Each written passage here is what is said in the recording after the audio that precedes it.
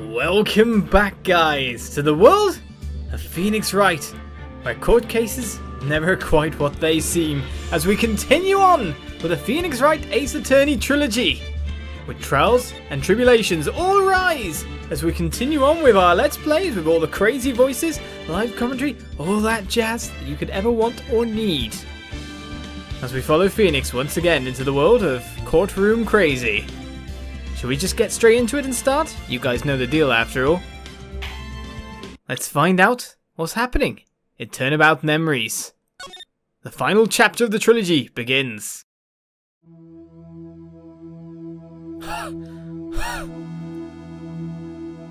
How did I get into this mess?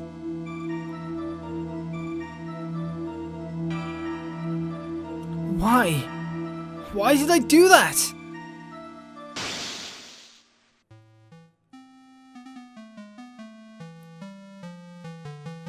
That girl, you shouldn't see her anymore. Hey, it's none of your business. I'm telling you, for your sake, if you continue to see her, it's going to be bad news.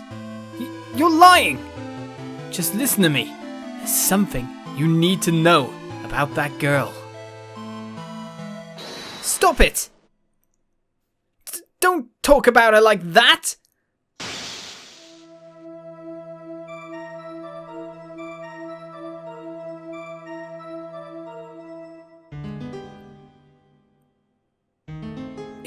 It wasn't me! I didn't do it!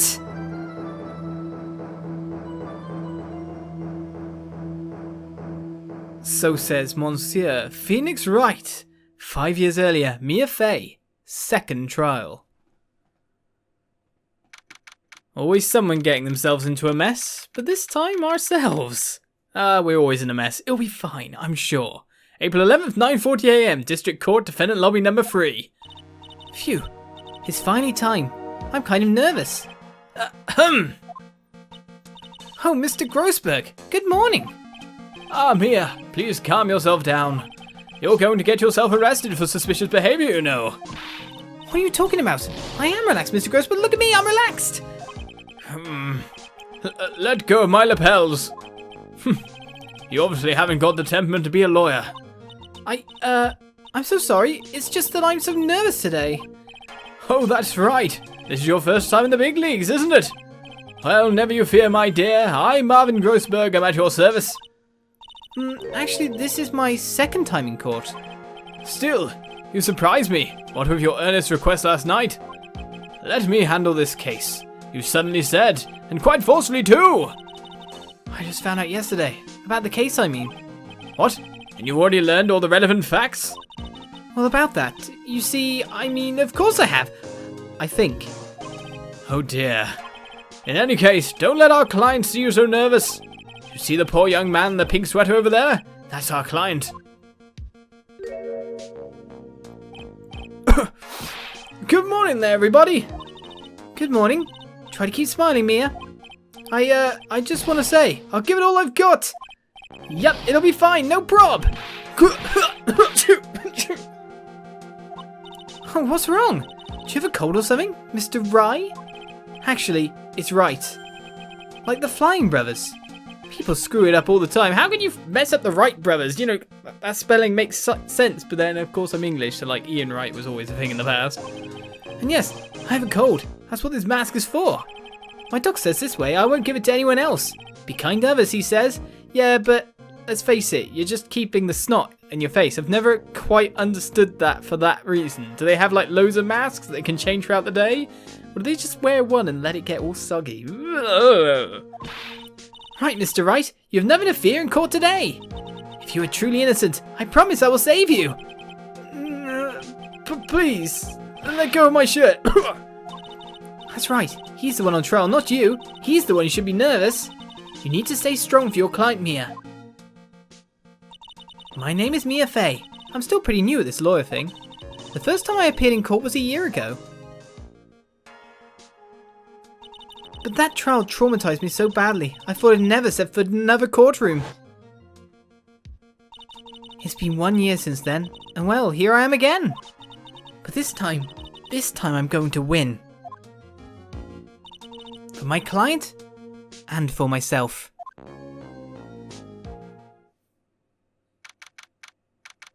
As we move to 10 AM, court is now in session. And you know what that means. Court is now in session for the trial of Phoenix Wright. The defense is ready, Your Honor. The prosecution is ready, Your Honor. It's Mr. Squeaky Voice again. The defense today is Miss Mia Fey, was it? Yes, Your Honor. Is there a problem? I was under the impression that Marvin Grossberg was to be leading the defense. Yes, well, you see, Mr. Grossberg had a bit of an emergency. Emergency? But isn't that him standing there right next to you? Yes, well... You're just a rookie. Are you sure you can really handle this? Don't let him scare you, Mia. Give him your toughest look. Of course, Your Honor. I think. Well, Mr. Payne, your opening statement, please. Well.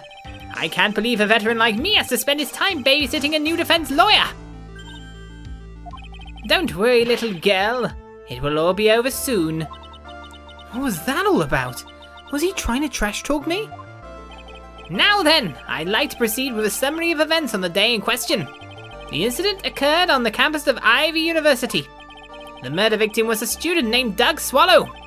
He was a 4th year student studying pharmacology, which is why he wants you to swallow, I guess, pills. It sounds like he was a very bright young man. Yes, well, next we have a photo taken at the scene of the crime. Students discovered the scene shortly after the murder. They found the victim's body and the defendant, who had obviously bungled his getaway. They then called the police. That certainly makes the defendant look very suspicious indeed. Hanging around the crime scene? That sounds stupid, not so much suspicious. Very well. The court accepts this photo into the record as evidence. Right, so we got a crime scene photo 1. In fact, we seem to have an autopsy report as well there. By the way, I can't quite tell the cause of death from this photo. Well, sir, if you were to open your eyes, you'd see a sparking electric cable right above the victim. Your reputation for sagacity is well earned, Your Honor. The truth is that this victim died a rather unusual death. An unusual death? What do you mean, Mr. Payne? Well, perhaps the defense would like to take this question. Huh? A simple question. I thought I might loosen you up a bit. I'm a genteel man, if you will. A what? Stand up to him, Mia. Show him what you're made of. Ah, perfect opportunity. Well, what was it? The cause, go on. Well, it was the thing. Equally, cause of death was a fatal electric shock. So, we definitely know that's true. Please say you know at least this much. I am so sorry. I didn't get a chance to read through the whole file. Oh, my hemorrhoids are beginning to act up. Why would I want to know that? Why would she want to know that? Why would anyone want to know that? Now see here. The details of the case are filed under the court record. But you knew that already, didn't you? Yes, I did. We're all good. Ah, the court record. I think I can see that by touching the court record button. All of the weapons we need can be found in the court record. Take a good hard look at the data there and think carefully before you answer, my dear. Yes, sir. I'll do just that.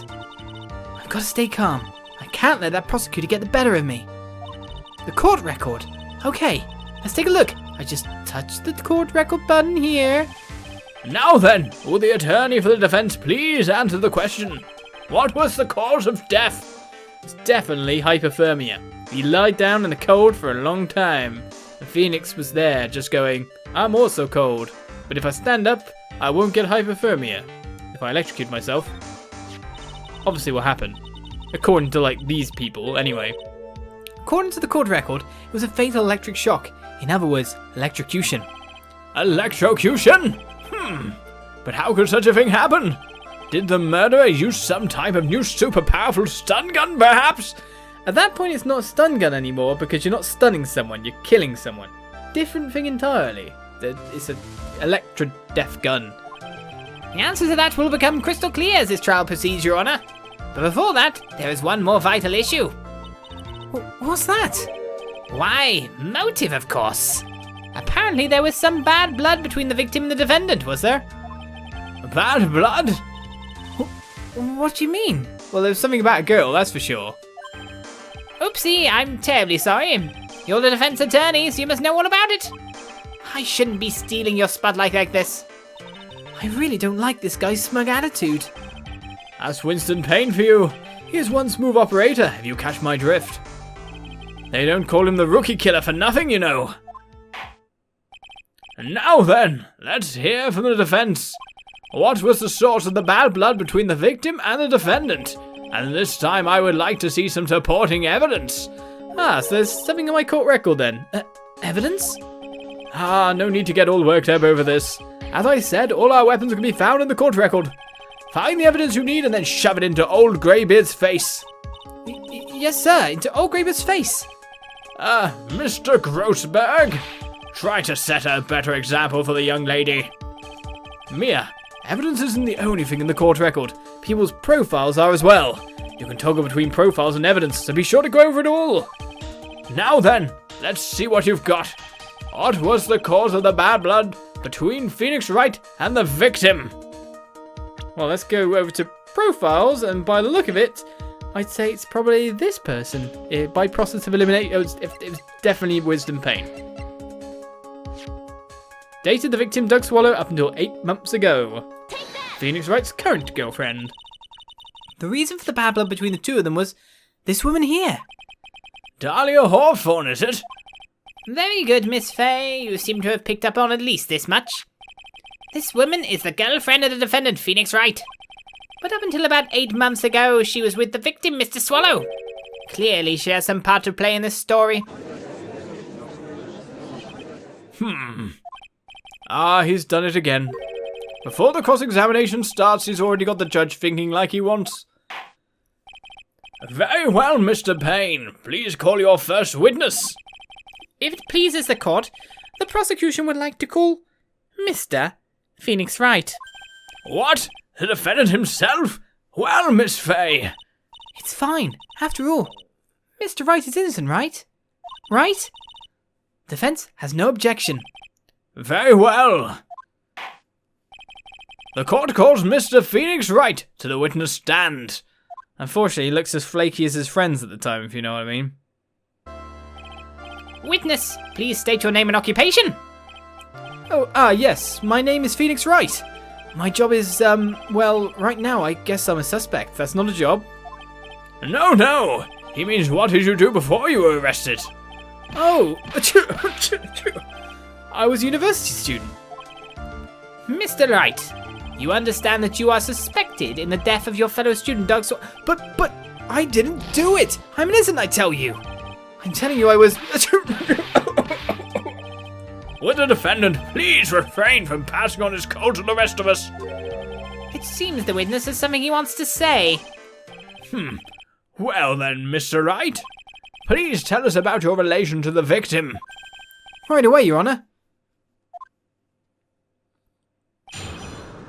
So the victim and I, our first testimony to dissectimony. I admit I was there. But I'm not a killer. All I did was find his body. That was on your face for so long. That's not there now. I hardly knew the guy to begin with. I never even talked to that stuck-up British wannabe. Oi. I see. So you hardly knew the victim? Am I supposed to be on his side now that he hates the British or something along those lines? I don't know. Traitor. Right. Like I said, I'm not a killer. Phew. It looks like the judge understands. You're being naive, you know. Too naive. Huh? It seems that you've forgotten one small thing, young lady. And that would be? This witness still has to undergo something called cross-examination. Cross-examination? He's right. And it's the defense's duty to carry out the cross-examination. The purpose is to determine if a witness's testimony contains any contradictions. Contradictions? If a witness is lying, their statements will conflict with the court record. But Mr. Wright is my client. Even if he is your client, in court, all lies must be struck down. As a lawyer, that is your duty, you see. What does he mean by that? Is he saying that testimony just now? That there was a lie? A contradiction? Now then, your cross-examination if you please, Miss Fey. Please, Mr. Wright, tell me you haven't been lying. You wouldn't do that to me, would you? Unfortunately, he very much has. And there's a certain anti-British statement that kind of proves this fact. I admit I was there. Well, we know you were there, you got caught there, and other people saw you there. So I don't really feel I have to press this statement. But I'm not a killer! All I did was find his body! Now, that's probably untrue, in a weird way. But that's because we can see what happened beforehand, of course. You say you found the body, so who called the police? Huh? Unfortunately, it was some other students that notified the police. Other students? That's correct. They were witnesses. Well, technically he was too. Witnesses who saw the defendant standing there, next to the body, in shock. What? Is this true, Mr. Wright? Could you stop sneezing every time you're in a bind? Well, it's true that I was pretty shocked when I found the body. But I hardly knew the guy to begin with. Now this is where we start to... But you knew his nationality? Hold it! And that you were stuck up in a wannabe. This is the questions, isn't it? So you didn't know his face or even his name, right? Right! Well, no. That is, I mean... So, which is it? Did you know him or not? Choo! Now see here! You can't avoid answering the question by sneezing all day and saying the last name of a peeker. Well, I guess I did know his name. News to me? Why didn't he tell me that before? I heard he used to date Dolly. Who is this Dolly person? Ah yes, that would be the defendant's lover, Miss Dahlia Hawthorne. Oh, I see. Ah, young love. So bittersweet. But that's all I knew about him. Except you never even talked to that stuck-up British wannabe. Hold it! This is the thing. Mr. Wright, you stated the following in your testimony. I hardly knew the guy to begin with.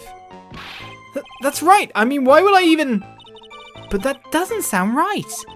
If you hardly knew him, then why would you say that the victim was a stuck-up British wannabe? Bingo.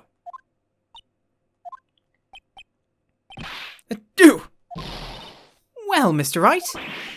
No, it wasn't me. I'm not a killer, I swear. Mr. Wright, I will give you an opportunity to revise your testimony. How is it that you knew the victim was, as you put it, a British wannabe? Yes, well... He was always walking around with a huge Union Jack on the back of his shirt.